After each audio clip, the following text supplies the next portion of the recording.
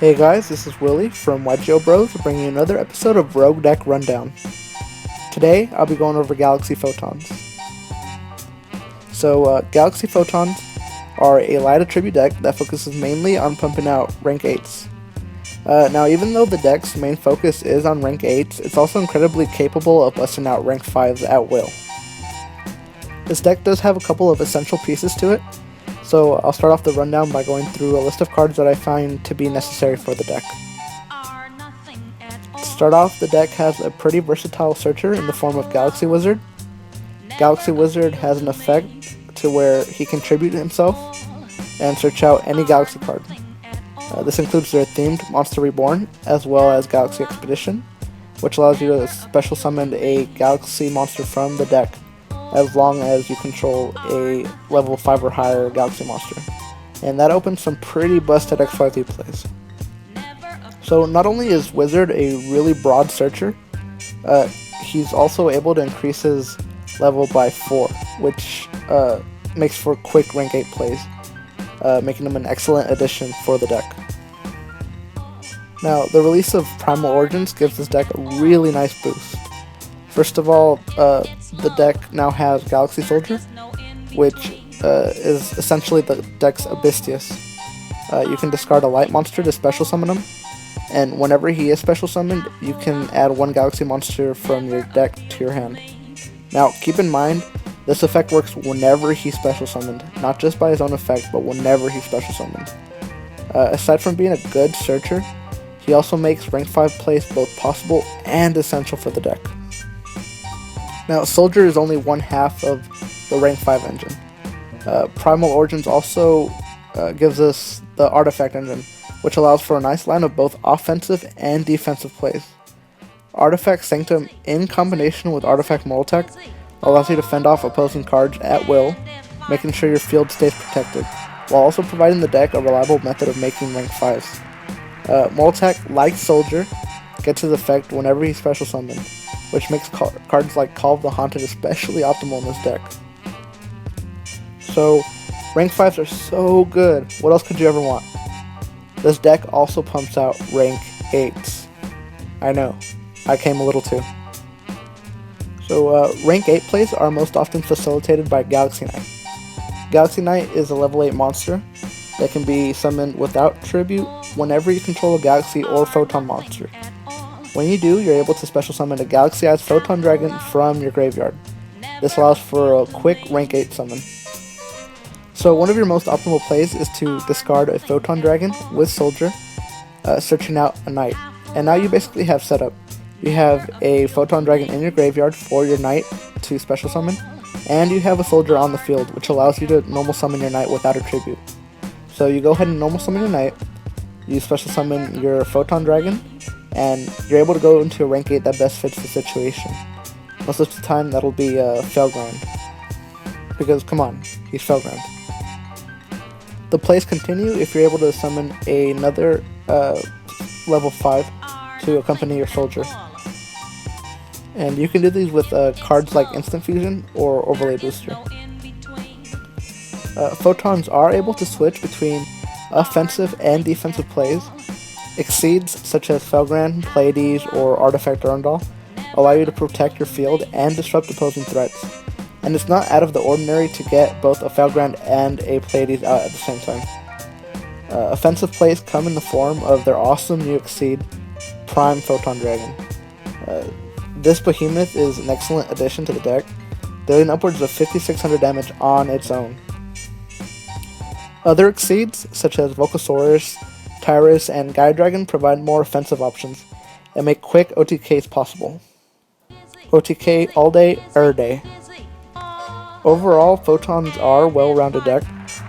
It makes good monsters and doesn't afraid of anything.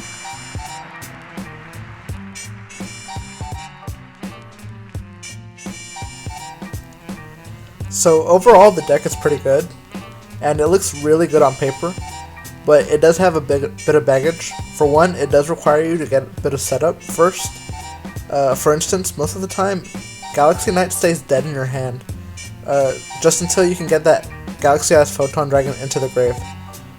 It's not necessarily the hardest thing to do, but it does take longer than I want it to. You can remedy that with Foolish Burial, or things that send stuff to the grave, but I'd rather make room for other things.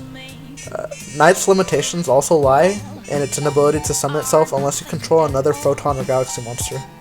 Like I said earlier, having Soldier is the easiest way to ensure Knight is live, but in other cases, it becomes a struggle trying to get a monster on the field and trying to get it to stick so that I can summon that Knight and use its effect. The deck also falls victim to traps.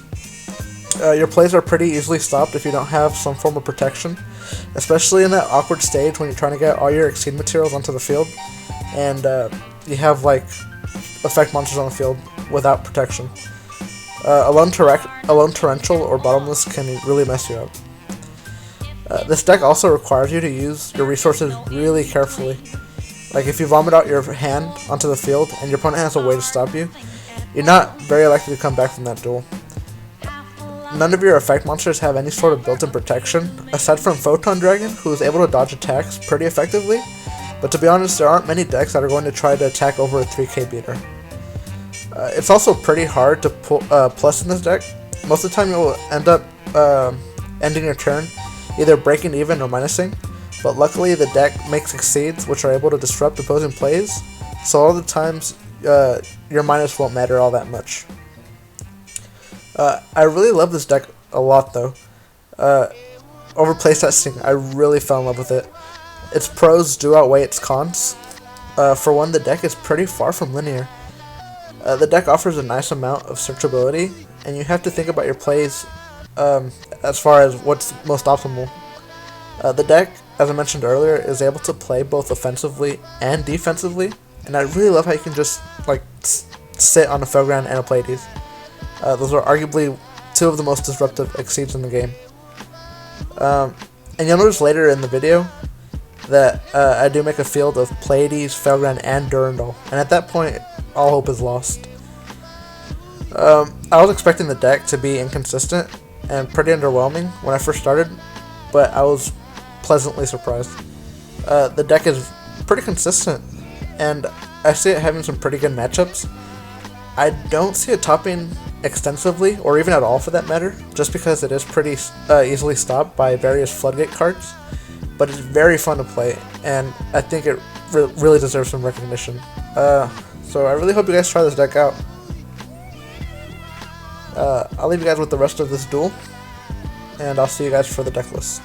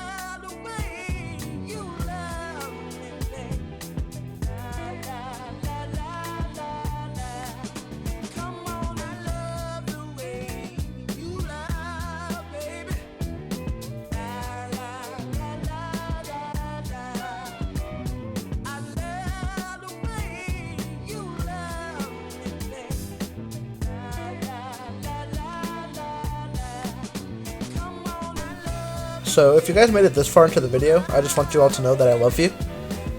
Here's a deck list. This is ultimately what I ended up with. For the most part, I did net deck definitely Yu-Gi-Oh! By all means, go check him out, because honestly, I've only been playing with this deck for like a week, and it seems like he knows a lot more about it. So yeah, go check him out. Thank you for watching, and I'll see you guys next time. Bye!